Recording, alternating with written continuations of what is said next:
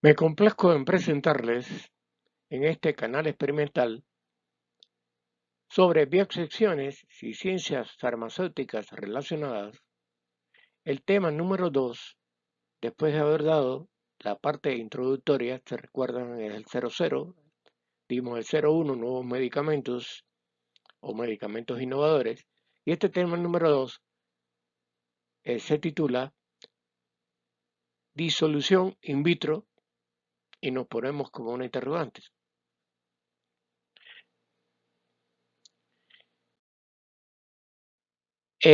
Los asuntos que vamos a tratar en esta presentación es la prueba de disolución de fármacos en el ciclo de vida de un medicamento. Vamos a ver algo de la comprensión de estas pruebas y sus numerosas publicaciones, la clave fundamental o rol fundamental de la prueba de disolución. Si es una prueba de disolución in vitro, debe simular al entorno in vivo. Vamos también a tratar las opiniones sobre las declaraciones de las agencias regulatorias sobre biodisponibilidad y bioequivalencia, si son simples, si son directas. Vamos a hablar de la bioequivalencia clásica, de los ensayos in vivo, de la bioequivalencia de activos complejos, de la proposición de la evaluación de puntos finales clínicos y sobre el científico farmacéutico, en particular el científico de formulación, y algunas preguntas que nos podemos hacer. No es menester decirles que no vamos a adentrarnos en la parte teórica de cada uno de estos aspectos, que lo daremos posteriormente. Aquí vamos a hacer como un llamado a cada uno de estos puntos.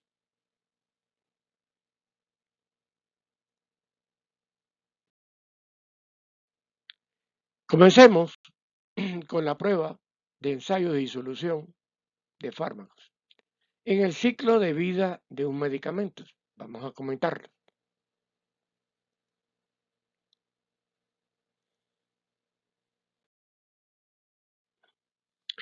El papel de la prueba de disolución y de los ensayos de disolución, liberación de fármacos en el ciclo de vida de un producto farmacéutico está claro y no puede ser discutido. Por ello, es de suma importancia que los científicos farmacéuticos estén suficiente y adecuadamente equipados con la base de conocimientos relacionados con las ciencias, las normas y las aplicaciones de estas pruebas.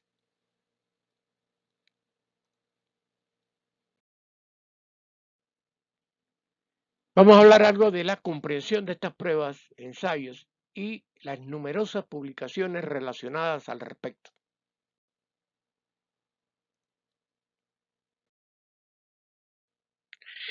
El amplio alcance de los ensayos in vitro en el desarrollo de los productos farmacéuticos, unido a los principios fisicoquímicos de solubilización y difusión, se han ido construyendo de manera constante a lo largo de varias décadas.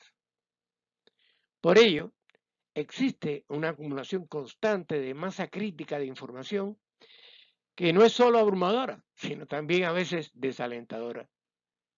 Cuanto más nos adentramos en estos temas, nos damos cuenta de lo menos que sabemos o los problemas que tenemos y lo confuso de lo cual estamos.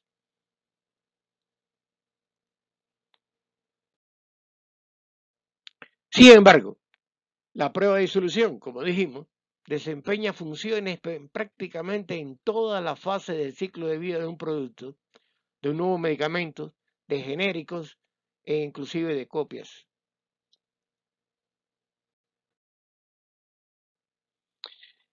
Les menciono algunas de las fases del ciclo de vida.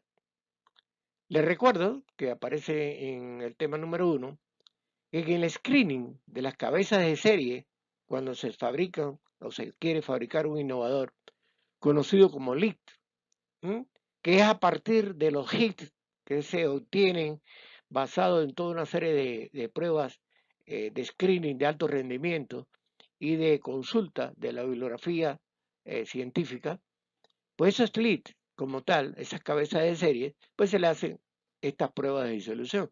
Así que desde los primeros pasos, las pruebas de disolución se emplean porque a veces tenemos el concepto de que nada más que lo usamos en las etapas finales, ¿no?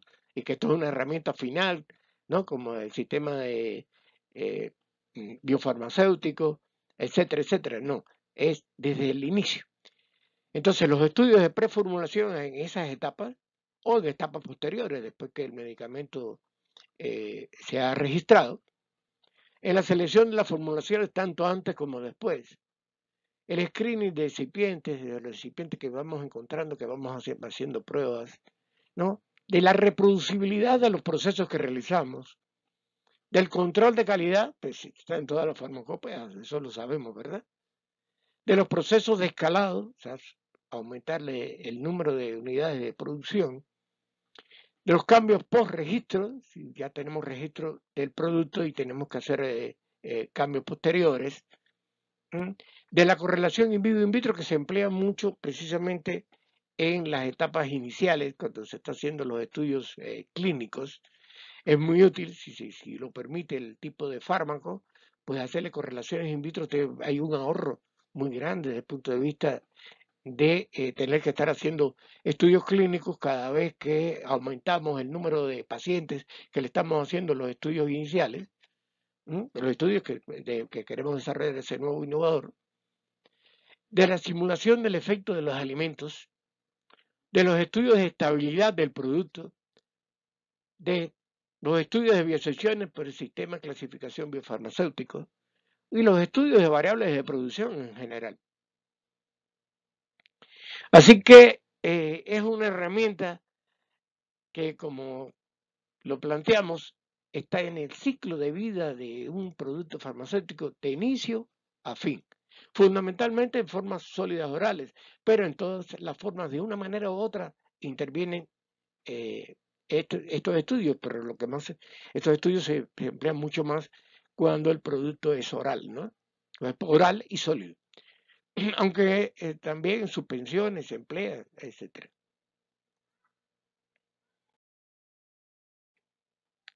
Entonces, ¿cuál es la clave? ¿Cuál es el rol fundamental de la prueba y o ensayo de disolución?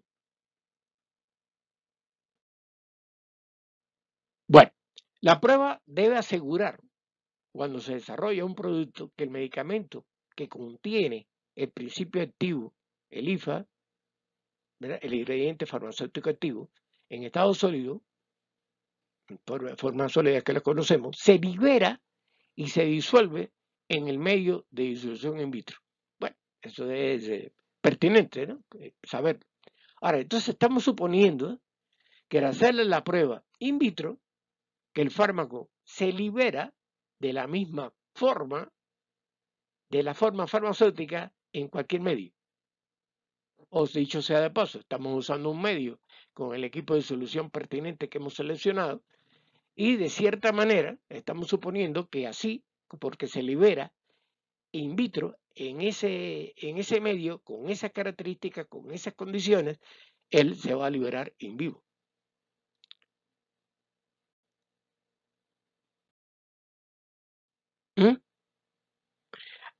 La prueba de disolución inicialmente, y es comprensible, fue evolucionando, ¿no?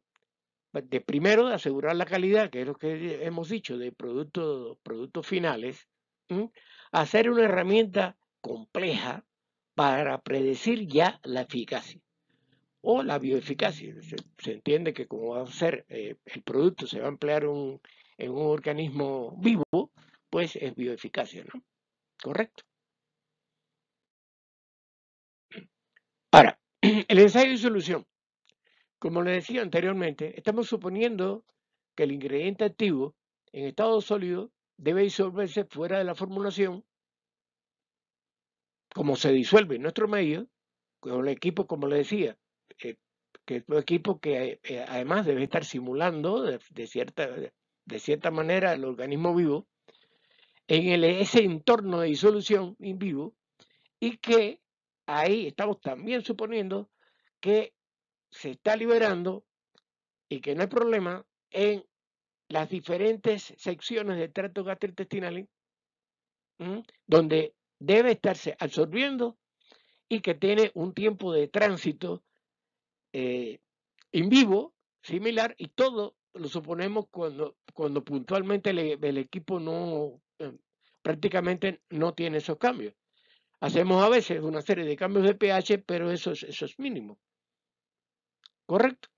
Ahí ponemos una imagen que sabemos que en el estómago o si el producto es entérico, pues en el intestino, pues se está provocando una desintegración, una desagregación que se está disolviendo, ¿no? Y que todo eso que se está disolviendo ahí en ese medio o que suponemos que también lo está ocurriendo en el tracto gastrointestinal, es el idóneo o suponemos que tiene cierta idoneidad para que se absorba a través de la pared del tracto gastrointestinal.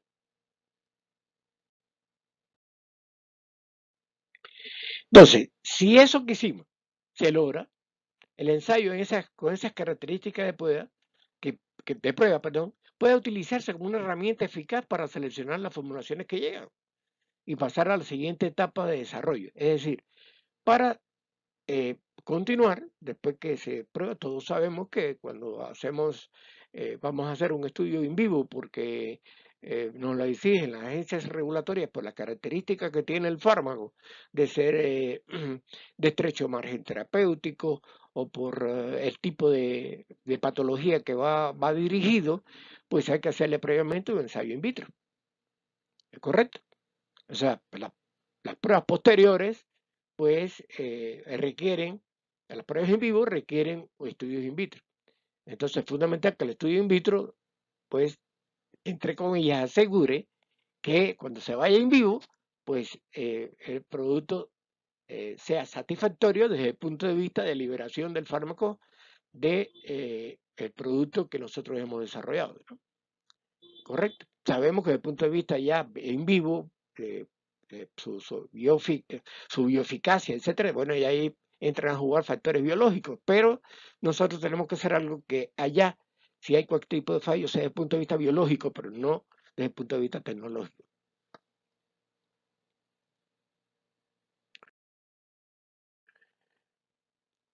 Vamos a ver algunas opiniones sobre las declaraciones de las agencias regulatorias sobre biodisponibilidad y bioequivalencia, si son tan simples y tan directas, o hasta dónde podemos aceptarlas como que son casi definitorias, ¿no? Para ver cuánto podemos nosotros soportarnos, o sea, soportarnos de ellas, utilizarlas de ellas. En el proceso de investigación y desarrollo está sujeto está sujeto a especificativas de regulatorias y las guías proporcionan buscar, como es lógico, simplificar el proceso, pero presentan desafíos en la interpretación exacta de los datos y la integridad de los mismos. Ahí nosotros podemos leerlo y estamos suponiendo toda una serie de cosas, pero tenemos que ver el contexto en el cual nosotros estamos desarrollando, qué producto es, qué características tiene, si eso que nos están planteando es suficiente, etcétera. Ahí le dejamos como ejemplo una serie de agencias regulatorias, las podemos ver desde el inicio, la EMA, la Agencia de Medicamentos Europea, la FDA, la de canadiense, la nuestra, la del INVIMA, el ANMAT de Argentina, ANVISA de Brasil, la Organización Panamericana de la Salud, como hay otras organizaciones en diferentes regiones, inclusive está la de Palestina, etcétera, etcétera, ¿no? China, bueno, y la OCDE, ¿no? ¿Verdad?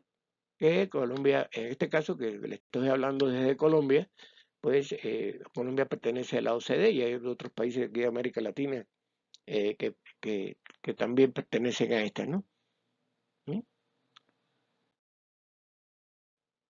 Está de más decirle, ahora que le estoy mencionando las agencias en general, que si uno eh, eh, consulta eh, cada una de estas regulaciones, sí, por lo general siempre tienen una pequeña diferencia.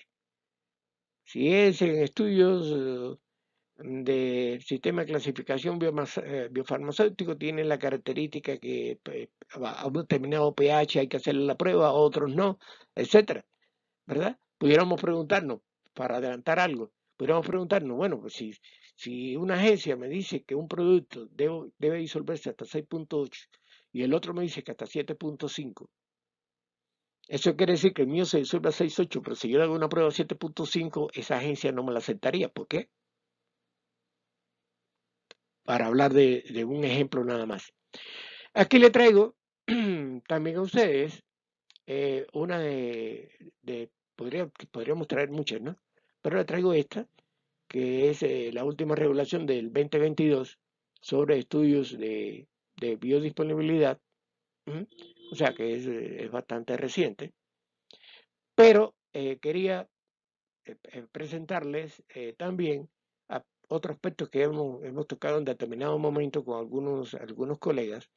Casi todas las guías, ¿sí?, dicen, esto no sé si han tenido la curiosidad de verlo, se lo traigo, dice lo siguiente, en este recuadro negro, se lo puse traducido abajo y se los voy a leer. ¿Mm? Dice, esta guía representa, esta guía que acabamos de ver, y así son todas, ¿no? Representa el pensamiento actual de la Administración de Alimentos y Medicamentos del FDA sobre este tema que nos toca, estudios de biodisponibilidad. No establece ningún derecho para ninguna persona y no es vinculante para la FDA ni para el público. ¿Podríamos traducir eso? O sea, nadie está obligado a hacer esa guía. Y tampoco su resultado, lo que usted haga, es vinculante para la FDA. O sea, si sus resultados son erróneos, eso es un problema suyo. ¿Verdad? Y tampoco la FDA le está obligando a que usted haga eso. Aunque cuando usted vaya a hacer el registro le pida. Correcto. Eso es lo mínimo que le solicita usted. Dice, tú puedes utilizar un enfoque alternativo. Si satisface los requerimientos de los estatutos y reglamentos aplicables, como es lógico, por ejemplo, un estudio clínico tiene que cumplir con la bioética, tiene que cumplir con una serie de aspectos del el número de voluntarios, si es el caso de un estudio de bioequivalencia, biodisponibilidad, el estudio pues debe satisfacer una serie de aspectos relacionados con que se pueda utilizar unos parámetros estadísticos que estos sean significativos o no. Entonces, bueno, usted puede hacer lo que usted quiera, pero ellos le están dando la pauta, pero no lo obliguen. Esto no es menester ahora para ponerle otro ejemplo, pero hay unas compañías de investigación por contrato muy prestigiosas en Europa, y usted ve que en una guía usted establece el número de voluntarios que debe utilizar, y cuando según la variabilidad que tenga la molécula, el número de voluntarios debe ser 30 o 32 o algo, como usted hace los cálculos, usted ve que el estudio lo hace para calcular la bioequivalencia con 60. Y usted se pregunta, bueno, pues, ¿por qué? ¿Verdad? ¿Por qué gastan esos recursos en hacerlo casi con el doble de voluntarios? ¿Mm? Ya ellos no seguían exactamente el caso este que le estoy hablando, que son los que conozco, que son europeos, pues no lo que dice la EMA. La EMA le dice, mire usted, se tiene esta coeficiente de variación, lo hago en tanto. Sin embargo, yo uso el 60, ¿cierto? Entonces, parece que sí hay investigadores, desarrolladores, etcétera, que lo tienen estas cosas conceptualizadas. Fíjese, y termina para analizar un enfoque alternativo a lo que ellos plantean. Comuníquese con la oficina de la FDA responsable de esta guía que se indica en la portada. O sea, porque como usted lo va a presentar, ¿verdad? pues, y ellos le dan a usted unas alternativas y usted se va con otra, o usted utiliza otra, pues usted lo argumenta. ¿Por qué? Cuando valga la pena, ¿no? Ya cuando va a hacer el registro, porque si lo va a hacer usted en su laboratorio, puede ser que usted haga cambio y no tenga que consultar mucho, mucho, cuando usted está haciendo sobre todo la parte investigativa, ¿no? Ya cuando lo va a presentar, pues ya tiene que hacer un argumento, soportarlo científicamente, ¿no? O técnicamente.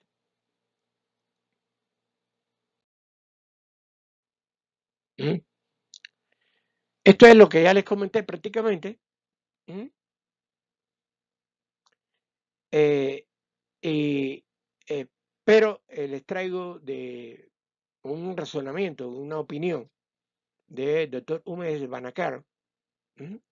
Que es un servicio de consulta de los Estados Unidos del año pasado, que dice, entre otras cosas, les traigo un resumen, se han emitido numerosas normas y regulaciones globales y se han reportado igual e incluso más interpretaciones y opiniones, principalmente debido a nuestra comprensión insuficiente del alcance y la profundidad de las consideraciones fundamentales asociadas con la bioequivalencia farmacéutica. Ya en el caso que estábamos hablando de bioequivalencia farmacéutica. Porque a veces, cuando se va a hacer un estudio como este, y ahora les voy a dar mi modesta opinión, quizás el científico desarrollador de productos se vea inmiscuido en muchas disciplinas a la vez, que lo comento en la primera presentación, la 00, el tema 00.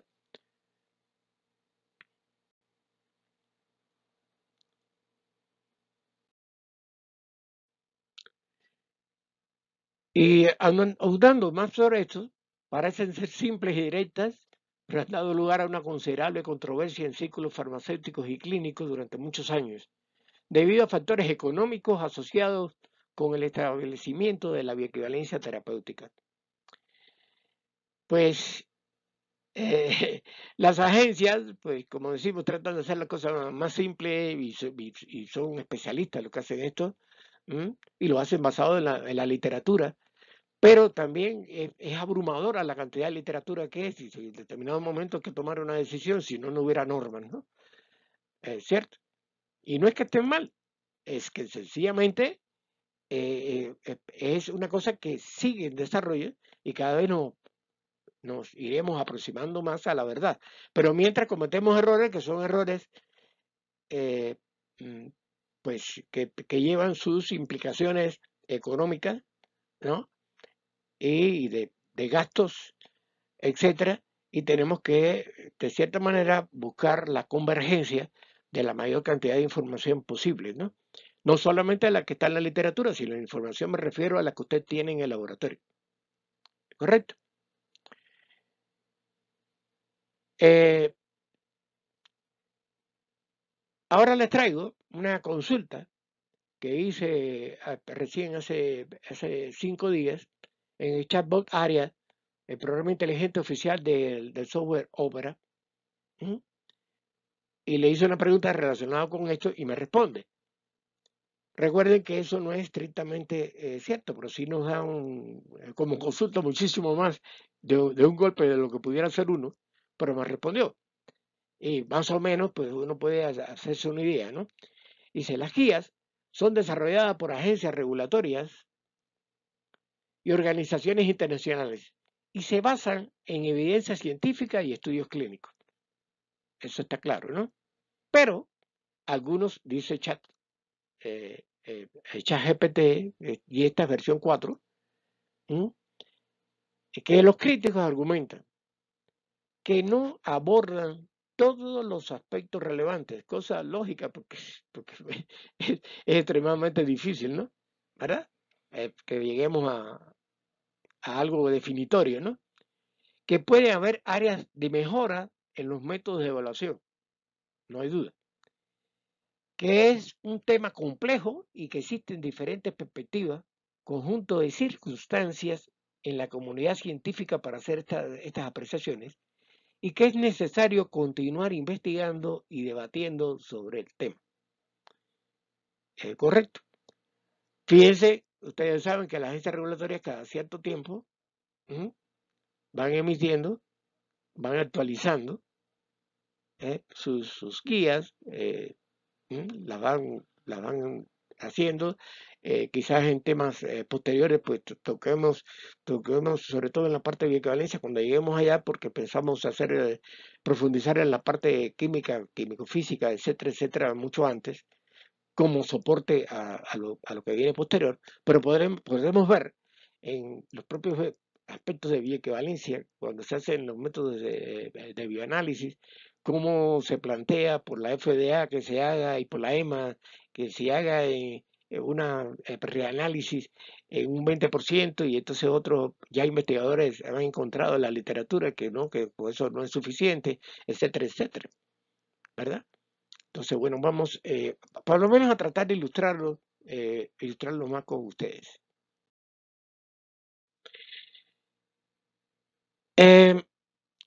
Todo esto debe implicar mirar más allá, como hemos comentado, de las recomendaciones, de las guías, de las agencias regulatorias y proporcionar una interpretación racional y convincente de los datos de disolución que sean aceptables también para la autoridad regulatoria. O dicho de otra manera, nosotros para buscar una formulación, para seleccionar los recipientes más adecuados, para cambiar cualquier aspecto de la técnica, podemos complacer a la agencia regulatoria. Pero si lo complacemos, no lo puede aceptar. Pero los errores los podemos tener después, como puse el ejemplo de tener que hacer un estudio de equivalencia. ¿Cierto? O que no tenga problemas después.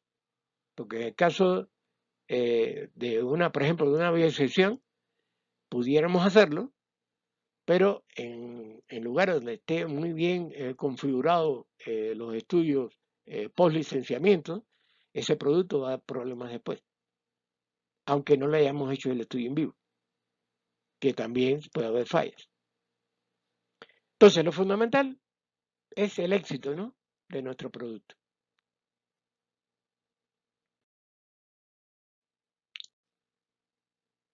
Quiero aprovechar la oportunidad para tocar el tema de la bioequivalencia clásica, de los ensayos en vivo, ¿correcto? O sea, la bioequivalencia clásica, pero en ensayos en vivo.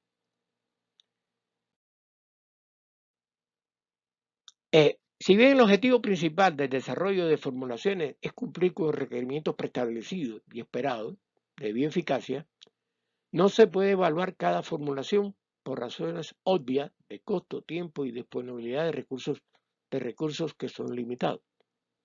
Por lo tanto, el ensayo in vitro no ha podido siempre garantizar mayores éxitos y se ha encontrado que un % alto de fallos in vivo. O dicho sea de paso, se han hecho los estudios in vitro y se han ido los estudios de bioequivalencia in vivo y el % de fallos ha sido alto. Inclusive algunos artículos que he consultado, los porcientos son muy altos. No puedo decir que esos resultados sean un 100% porque son estudios que se han hecho como una especie de metaanálisis y se han seleccionado una serie de elementos que pudieran, si se utilizan otros, dar más o dar menos. Entonces, no son concluyentes, pero sí el % es alto. Exacto. No dice algo muy satisfactorio de las pruebas in vivo, ¿no? Perdón, de las pruebas in vitro realizadas anteriormente para poder hacer esos estudios in vivo.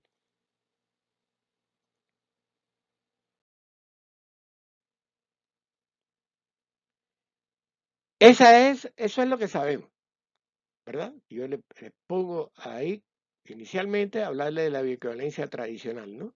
Correcto.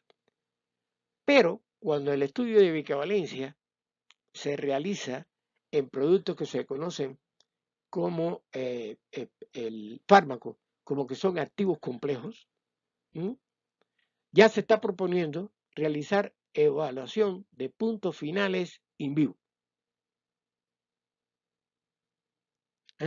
In vivo. Pero esa evaluación de puntos finales in vivo no es los estudios tradicionales que por lo general se hacen utilizando las características farmacocinéticas del fármaco, comparando el fármaco en cuestión, la farmacocinética del innovador, con la farmacocinética del candidato a genérico, sino hacer estudios clínicos como se le hizo al innovador en sus primeras etapas de desarrollo, antes de ser aprobado.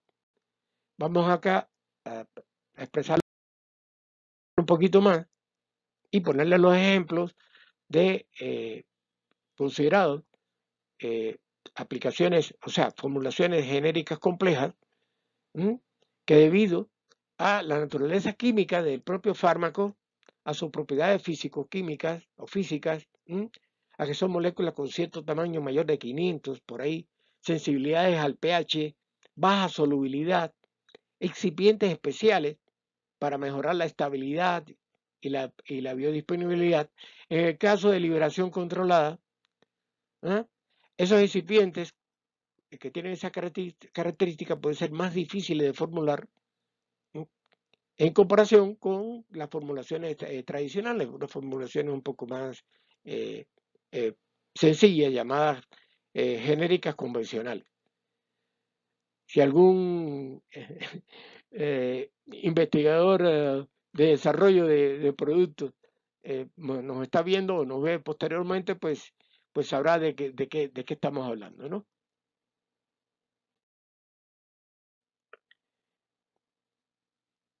Esa evaluación clínica de puntos finales, te la voy a otra vez a plantear, ¿no? Que son de fármacos que tienen baja solubilidad o permeabilidad, que ya también, o sea, ya se lo comenté, también cuando hay combinaciones de ingredientes múltiples. O sea, es posible que haya algún tipo de producto que se quiera desarrollar genérico, pero que tiene más de un ingrediente. Entonces, se plantea ya fuertemente en las discusiones internacionales, etcétera, que esos estudios, como le comentaba, además de los estudios farmacocinéticos, o el que sea, se debe de realizar, y ya caemos en estudios de eficiencia clínica. Y entonces esto va a llevar, para que lo vayan pensando también los que estén desarrollando productos, si no nos apuramos, en cualquier momento se va a encarecer todavía más. Así que hasta la selección del producto que cualquier tipo de organización o de empresa quiere desarrollar, pues ya está corriendo mucho esto de hacer pruebas clínicas. Así que imagínense el monto a dónde va a llegar. Si eso fuera poco, los estudios de bioequivalencia in vivo ya son bastante costosos. Correcto, porque hay que respetar toda una serie de normas de ética, bioética, etcétera, clínica, buenas prácticas clínicas, etcétera, y eso es costosísimo. Así que apurémonos.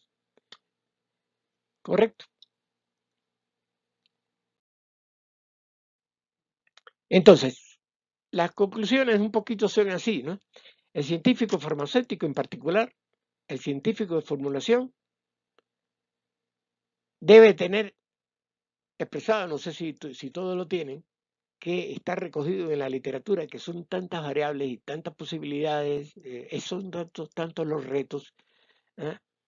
Quizás por eso sea hasta bonito, que es más un arte, o no más un arte, pero es arte y ciencia. O sea, hay que tener vamos a decir que la chispa, el aquello de poder estar haciendo al seleccionar, ¿no? Y apoyarnos en las herramientas matemáticas que tengamos, etcétera, para poder acelerar y obtener un producto de la mayor calidad posible y que éste satisfaga a la agencia regulatoria y que también no se nos caiga el producto por el camino, ¿no?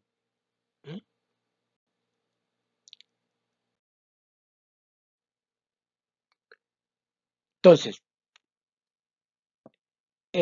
Mi conclusión, o mi forma de pensar, es que el desarrollo de formas de dosificación requiere, para poder hacer esto en una forma un poquito de mayor velocidad, es el equipo debe ser multidisciplinario. Como dije en la presentación 00, ¿no? Esto se requiere porque hay que combinar aspectos de ciencia sólida y las habilidades técnicas que pueda tener el formulador y los conocimientos que tiene, ¿no? Todo. Y para poderlo hacer, esas pruebas prospectivas, ¿no? De disolución in vitro, presumiblemente biorrelevantes que sabemos que se alejan, porque por lo general somos un recipiente cerrado y eso no existe. Eso lo podremos comentar en temas posteriores. Para evaluar las formulaciones durante las diversas etapas del proceso de desarrollo de medicamentos, es muy difícil y es necesario pues, buscarle nuevas formas o un número, por decir algo, si voy a hacer se lo comento, se lo voy a adelantar. Si voy a hacer un estudio de disolución in vitro y utilizo un método funcional para determinar qué producto y me da, quizá yo dije, no, mire, esto dio perfecto desde el punto de vista matemático, mira, esto el perfil se disuelve así y este otro se disuelve así, los dos son iguales. Y usted ha probado a usar otras, ¿verdad? Y la técnica es esta libre del modelo que mandan las agencias regulatorias, que es eso, que es la forma más simple, ¿no? Determinar de que son iguales. Y me pongo muy contento cuando me da que F2 es igual que lo único que me exigieron. Muy contento. Pero se me quita la contentura cuando el producto, después de cumplir con F2, resulta ser que cuando hice la prueba clínica no dio. Y se perdieron 1.000 millones, 1.500 millones, o lo que sea. ¿Verdad? Entonces, se requiere, pienso, un poco como para quitarle, no quitarle, sino más bien eh, permitirle a los científicos formuladores tener elementos de peso que le permitan jugar con las diferentes variables, ¿no? Por eso podemos comentar más adelante estas alternativas. Entonces, bueno, sabemos, esto es, sabemos, se los traigo aquí como resumen, el centro de todo el problema es este, ¿verdad? Una prueba in vitro que sea capaz de hacer esto, determinar la desintegración, desagregación, disolución y permeabilidad que va a tener el fármaco para que éste se disuelva con esas variables en un recipiente cerrado, ¿no? ¿Cierto? Y como de ahí depende que después, ¿no? De la absorción, la distribución, el metabolismo, todo lo demás, pues depende de acá, de ahí. Eso lo sabemos todos. Pero es aquí donde habría que centralizar y ver hasta dónde va a provocar que haya tenga esas características de farmacocinéticas que tiene el innovador cuando estamos haciendo comparaciones, ¿no? Sin contar que nos estamos centralizando un poco, a pesar de que hablamos del producto en sus primeras etapas de desarrollo, para ver la tremenda importancia que tiene el método de disolución.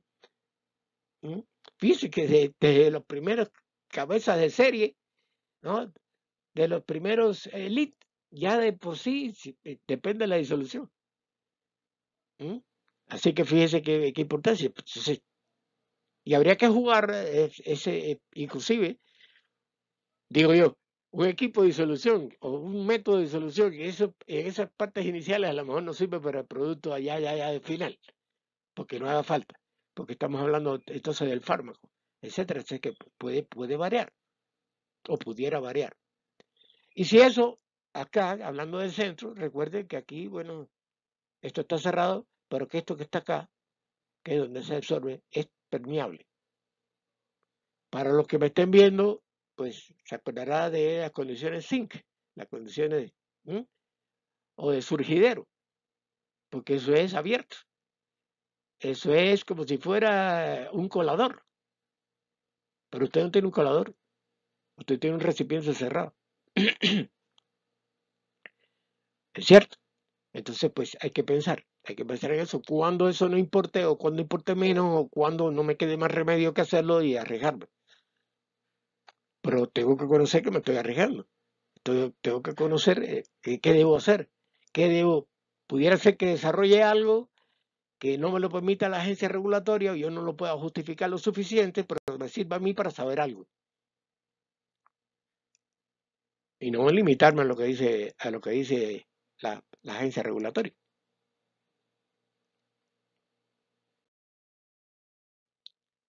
Entonces, ya casi se lo he resumido, ¿verdad? Pero algunas de las preguntas que nos podemos hacer es: ¿las guías regulatorias nos sirven completamente al realizar el desarrollo de un producto específico? Pues ya le dije que no. Me exige que le entregue su requerimiento para una autorización.